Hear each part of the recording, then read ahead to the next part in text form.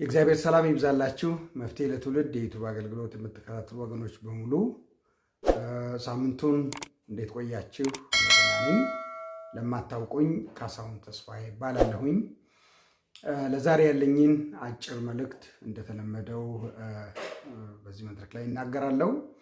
እስኪ ከዮሐንስ ወንጌል ምዕራፍ 16 ቁጥር 12 እና 13 ላንብብና በዚህ ቃል መሰረት የዛሬውን መልእክት አቀርባለሁ። የምነግራችሁ ገና ብዙ አለኝ፣ ነገር ግን አሁን ልትሸከሙት አትችሉም። ግን እርሱ የእውነት መንፈስ በመጣ ጊዜ ወደ እውነት ሁሉ ይመራችኋል። የሚሰማውን ሁሉ ይናገራል እንጂ ከራሱ አይናገርምና የሚመጣውንም ይነግራችኋል አለ ጌታችን ኢየሱስ ክርስቶስ። በዚህ በዮሐንስ ወንጌል ምዕራፍ 16 ውስጥ ስለ መንፈስ ቅዱስ ስራ ጌታ ኢየሱስ ክርስቶስ በሰፊ የተናገረበት ክፍል ነው። ልትሸከሙት አትችሉም በሚል ርዕስ ነው ዛሬ የጌታን ቃል የማካፍላችሁ። እስኪ የእግዚአብሔርን ቃል መንፈስ ቅዱስ እንዲያስረዳን፣ እንዲያስተምረን፣ የእግዚአብሔርን ቃል እንዲያበራልን ከኔ ጋር አብረን እንጸልያለን። እግዚአብሔር አምላካችን ሆይ የዚህ ቃል ባለቤት በጌታችን በኢየሱስ ክርስቶስ ስም እናመሰግንሃለን። የቃል ባለቤት አንተ እንድታስተምረን፣ ቃልን እንድታስረዳን፣ ቃልን መረዳትና ማስተዋል እንድንችል የልቦና ዓይኖቻችን እንድታበራልን በልጅ በኢየሱስ ክርስቶስ ስም እንለምንሃለን። ቃልህ የሰዎችን ሕይወት ይለውጣል፣ የሰዎችን ሕይወት ይገነባል። ጌታ ሆይ ስለዚህ እንጸልያለን። የቃልን ምስጢር አብራልን። ስለምትረዳን የቃልን ምስጢርም ስለምታስረዳን እኔም ደግሞ ይህን እውነት ስናገር ጸጋን ስለምታብዛልኝ ጌታ ሆይ አመሰግናለሁ። ቀሪን ጊዜና ሰዓት ባርክልን። ከእኛ ጋር አሁን በልጅ በኢየሱስ ክርስቶስ ስም አሜን። ከዚሁ ከዮሐንስ ወንጌል ምዕራፍ 16 ቁጥር 12 ላይ ልትሸከሙት አትችሉም ብሎ ጌታ ኢየሱስ ክርስቶስ ለደቀ መዛሙርቱ ያለውን ቃል እንደ ርዕስ ወስጄዋለሁ። ጌታ ኢየሱስ ክርስቶስ ብዙ ነገር ካስተማራቸው በኋላ ደቀ መዛሙርት አሁን ካስተማራቸው በተጨማሪ ቢነግራቸው አሁን ባሉበት ሁኔታ ሊረዱ እንደማይችሉ፣ ሊያስተውሉ እንደማይችሉ፣ አስተውለው ተረድተው ተቀብለው ኃላፊነት ወስደው ታዘው መስራት እንደማይችሉ ጌታ ኢየሱስ ስለተረዳ ደቀ መዛሙርቱን አሁን ነው ያላቸው። አሁን ልትሸከሙት አትችሉም። ግን እርሱ የእውነት መንፈስ በመጣ ጊዜ አሁን ነው እንጂ የማይችሉት ፊት ለፊት ላይ ግን ተስፋ እንዳለ። አሁን አትችሉም። የምነግራችሁን ነገር በሙሉ መሸከም አትችሉም። ማስተዋል፣ መረዳት አትችሉም። መታዘዝ አትችሉም።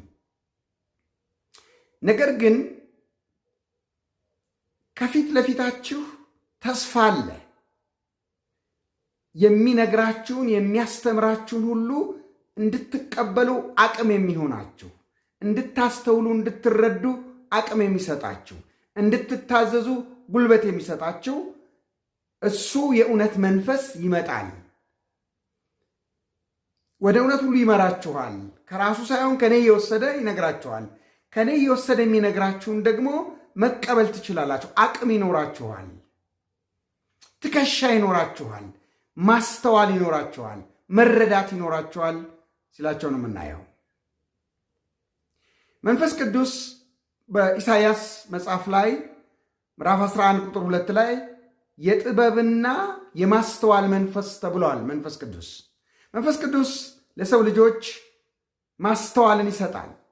ሰዎች የሰሙትን ነገር የሰሙትን የእግዚአብሔርን ቃል አንደርስታንድ እንዲያደርጉት፣ የራሳቸው ገንዘብ እንዲያደርጉት፣ እንዲረዱት ያግዛል። መንፈስ ቅዱስ ደግሞ የሚነግራቸውን ነገር መያዝ እንዲችሉ፣ ገንዘባቸው ማድረግ እንዲችሉ፣ ሊኖሩበት እንዲችሉ፣ ሊታዘዙ እንዲችሉ አቅም የሚሰጣቸው መንፈስ ቅዱስ እንደሆነ ከዚህ ክፍል ላይ እንረዳለን። የሰው ልጅ መለኮታዊ ነገር ተቀብሎ መለኮታዊ ነገር ተሸክሞ መለኮታዊ ነገር ተረድቶ መለኮታዊ ነገር መታዘዝ የሚችለው መለኮት ከሱ ጋር በሱ ውስጥ ሲኖር ነው። መለኮት በሰው ውስጥ የሚኖረው እንዴት ነው? ጌታችን እንደተናገረው መለኮት በሰው ውስጥ የሚኖረው መለኮት ከሰው ጋር የሚኖረው በሰው ውስጥ ሆኖ ከሰው ጋር ሆኖ መለኮታዊ ነገርን ሰዎች ተግባራዊ እንዲያደርጉ፣ እንዲታዘዙ፣ እንዲኖሩ፣ እንዲያስተውሉ የሚረዳቸው መንፈስ ቅዱስ እንደሆነ ከዚህ ክፍል ላይ ጌታ ለደቀ መዛሙርት እንዳስተማረው እንረዳለን። ዛሬ እግዚአብሔር የሚናገረንን እግዚአብሔር የሚያስተምረንን ቃሉን ድምፁን ማስተዋል አቅቶን መረዳት አቅቶን መታዘዝ አቅቶን በጣም ብዙ የተጎዳን ያለን ሰዎች አለን። አቅማተን ችሎታተን የተቸገርን ሰዎች በጣም ብዙ ሰምተናል፣ በጣም ብዙ ተምረናል።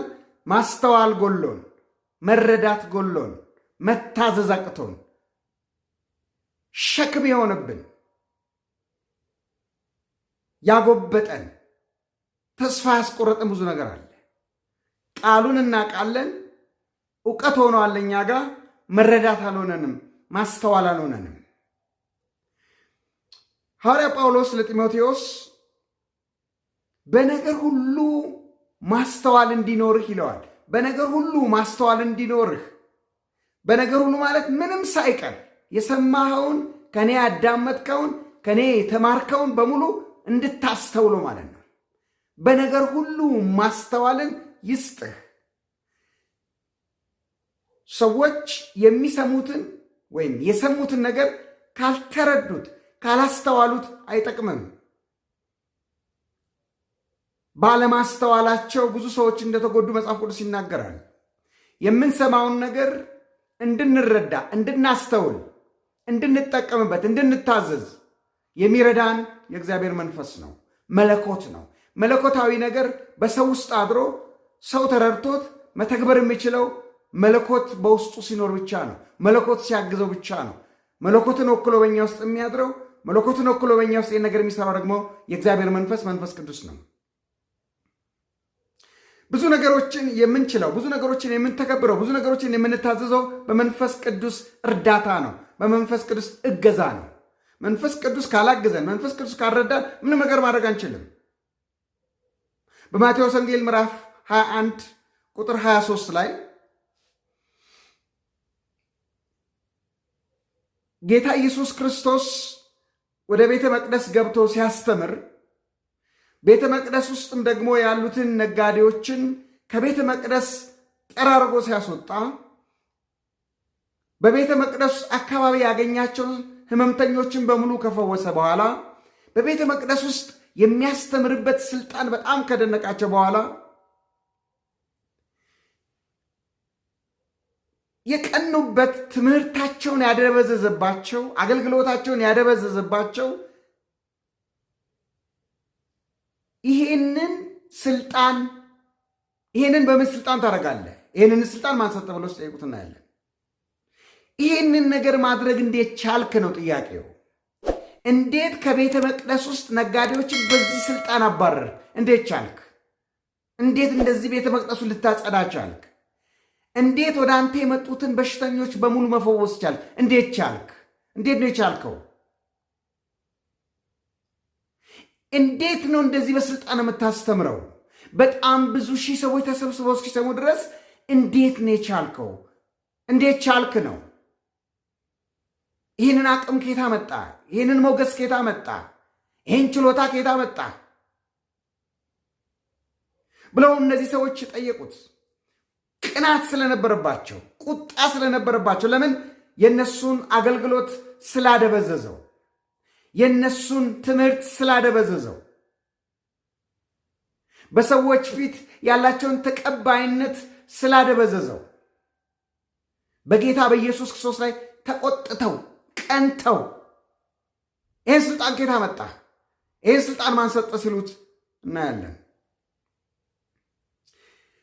በጌታ በኢየሱስ ክርስቶስ ውስጥ በነበረው ስልጣን፣ በነበረው ችሎታ ለማስተማር፣ በስልጣን ለማስተማር በጌታ በኢየሱስ ክርስቶስ በነበረው ችሎታ ሰዎችን ለማገልገል፣ ሰዎችን ለማገዝ፣ ሰዎችን ለመርዳት፣ በሽተኞችን ለመፈወስ፣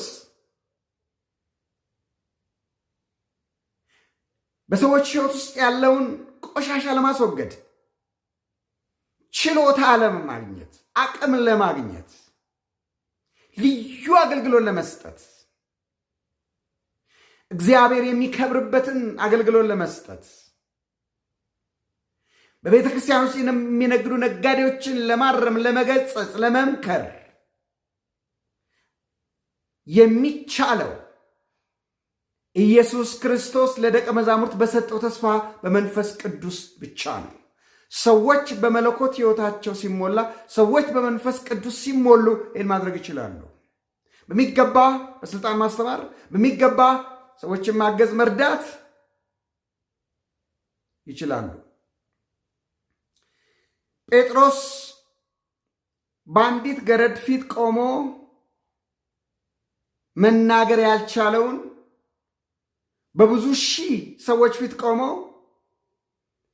ስለ ጌታችን ስለ ኢየሱስ ክርስቶስ ሞትና ትንሣኤ በስልጣን ሲናገር እናያለን። በሐዋርያት ሥራ ምዕራፍ 2 ከቁጥር 14 እስከ ቁጥር 38 ባለው ክፍል ላይ ይህንን ነው የሚተርከው። ያ ክፍል ይሄንን አንቺ የምትዩን አላቅም ባለበት አንደበቱ ይሄው ጴጥሮስ በሐዋርያት ሥራ ምዕራፍ 2 ላይ ደግሞ በጣም ብዙ ተቃዋሚዎች ባሉበት በብዙ ሺህ ሰዎች ፊት ቆሞ እናንተ ሰቅላችሁ በገደላችሁት እያለ ሰዎቹን እየገጸጸ የኢየሱስ ክርስቶስን ሞትና ትንሣኤ በስልጣን ሲናገር እናያለን። ያው ጴጥሮስ ነው ከጥቂት ቀናት በፊት ኢየሱስን የካደ። ዛሬ ግን በዚህ አይነት ስልጣን፣ በዚህ አይነት ድፍረት፣ በዚህ አይነት ችሎታ በብዙ ሺህ ሰዎች ፊት ቆሞ ይሄንኑ ኢየሱስን ሲሰብከው እናያለን። በስልጣን እንዴት ቻለ? ለምን በቀደም አቃተው? ከጥቂት ቀናት በፊት ለምን አቃተው? ዛሬ እንዴት ቻለ? ወገኖቼ ዛሬ በጣም ብዙ ነገር አቅቶን ተሰላይተን ተስፋ ቆርጠን ልንገኝ እንችላለን። ጴጥሮስም እንደዛው አድርጓል። ብዙ ነገር ተጸጽቷል። አቅቶት ነው፣ አቅም አጥቶን ያንን ያደረገው። ዛሬ ግን እንደዛ አልነበረም። ተስፋ አለ ወገኖቼ። ዛሬ ማድረግ ያቃተን፣ መታዘዝ ያቃተን፣ ከጫንቃችን ላይ ማሽቀንጠር ያቃተን፣ ታግለን ማሸነፍ ያቃተንን ታግለን የምናሸንፍበት፣ ከጫንቃችን ላይ ያለውን ሸክም የሆነብንን ነገር አሽቀንጥረን የምንጥልበት፣ የትላንትናውን ጴጥሮስ ዛሬ ቀይሮ በብዙ ሺህ ሰዎች ፊት ያስቆመው ችሎታ፣ አቅም የሰጠው መንፈስ ቅዱስ ዛሬ ለእኔና ለእናንተም ተሰጥቶናል። ሰዎች በመንፈስ ቅዱስ ኃይል ሲሞሉ፣ በመንፈስ ቅዱስ በመለኮት ሲሞሉ ሁሉን ነገር ማድረግ ይችላሉ። ኃይልን ያገኛሉ፣ ብቃትን ያገኛሉ፣ ችሎታን ያገኛሉ። ልዩነት ያለው አገልግሎት ያገለግላሉ። ልዩነት ያለው ሕይወት ይኖራሉ። ልዩነት ያለው ሕይወት ለመኖር፣ ልዩነት ያለው አገልግሎት ለማገልገል በመለኮት ሕይወታችን፣ በመንፈስ ቅዱስ ሕይወታችን ሊሞላ ይገባል። መለኮታዊ ችሎታ ሊኖረን ይገባል። መለኮታዊ አቅም ሊኖረን ይገባል። በመንፈስ ቅዱስ ተሞልተን የእግዚአብሔርን እውነት መስበክ፣ የብዙ ሰዎችን ችግር ለመፍታት በመንፈስ ቅዱስ ኃይል መንቀሳቀስ እንችላለን። ምንድነው ዛሬ ያቃታችሁ? ምንድነው ተስፋ ያስቆረጣችሁ? አልቻልኩም፣ አቅም አጣው፣ ታግዬ መጣል አቃተኝ፣ ተሸክሜ እየዞርኩ ነው እስከ ዛሬ ድረስ፣ ማን ያሽቀነጥርልኛል? ማን ከላይ ላይ ይጥላል ያላችሁ፣ መንፈስ ቅዱስ አሸናፊ ያደርጋችኋል። መንፈስ ቅዱስ ከላያችሁ ላይ አሽቀንጥሮ ይጥላል። ስለዚህ ለመንፈስ ቅዱስ ሁልጊዜ ልባችሁን ክፈቱ። የማትችሉትን የሚያስችል የእግዚአብሔር መንፈስ ሁልጊዜ በቅርበት ከእናንተ ጋር ለመስራት ዝግጁ ነው። ስለሰማችሁኝ አመሰግናለሁ። የሰማችሁትን ወይም የሰማነውን ይህንን ድንቅ የሆነውን የእግዚአብሔርን ቃል እግዚአብሔር በልቦናችን ያኑረው። ማስተዋልንና መረዳትን የምናገኝበትን አቅም እግዚአብሔር ይስጠን።